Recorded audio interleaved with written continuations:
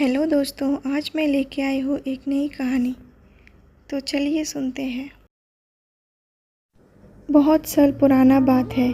5 वर्ष पहले किसी गांव में एक गरीब किसान रहता था। घर में उसकी पत्नी और वो दोनों ही लोग थे। उनके दिन गरीबों में गुजर रहे थे। किसान के पास कुल जमा एक गाय और 2 बोरी अनाज ही था। पति पत्नी दोनों ही दिन रात अपने भाग्य को कोसते रहते, भगवान से शिकायत करते कि उन्हें इतना गरीब क्यों बनाया। इसी तरह से दोनों के दिन गुजर रहे थे। एक दिन गांव में एक साधु आया। वो गांव भर में भिक्षा मांगता हुआ उस किसान के घर भी पहुंचा। जैसे ही साधु ने किसान के घर आवाज़ लगाई, उसकी पत्नी और उसने अपने भाग्य को कोसना शुरू कर दिया। तुम्हें हम क्या दान दें महाराज, हमारा तो खुद का जीवन भिखारियों सा ही गुजर रहा है। ना कपड़े हैं ढंग के, ना घर में अनाज है।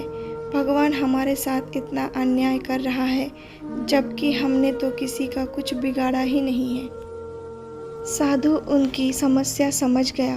उसने कहा, देवी, भाग्य भगवान नहीं बनाता, हमारा कर्म ही भाग्य बनाते हैं।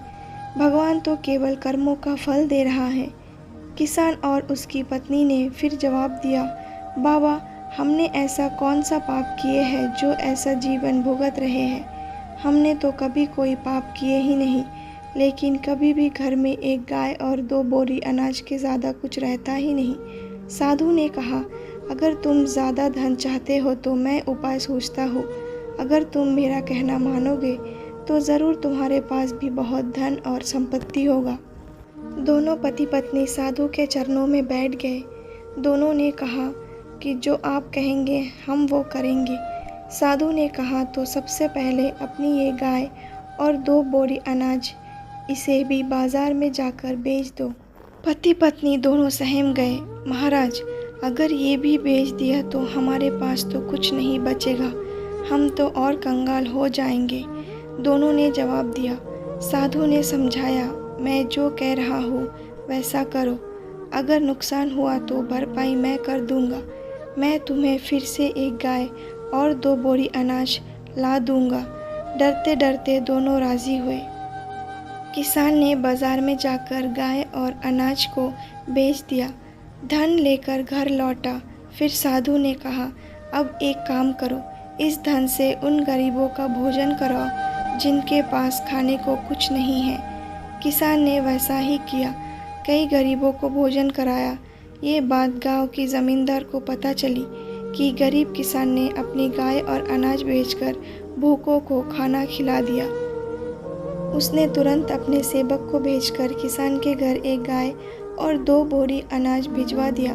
साधु ने फिर किसान से कहा कि इसे भी बेचकर आओ और कल फिर गरीबों को भोजन कराओ।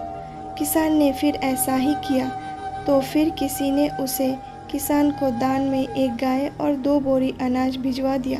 साधु के कहने पर किसान रोज़ गरीबों को इसी तरह भोजन कराता रहा और उसके यहाँ रोज़ दान आने लगा।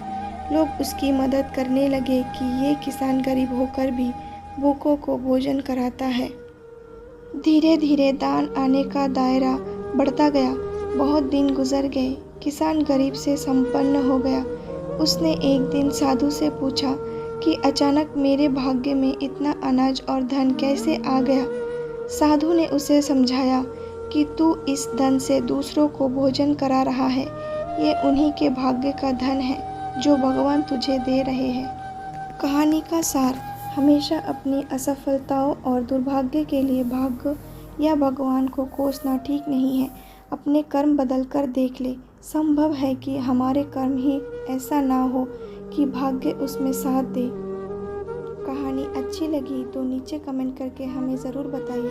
अगर आप मेरे चैनल पे नए हो तो मेरे चैनल को सब्सक्राइब कर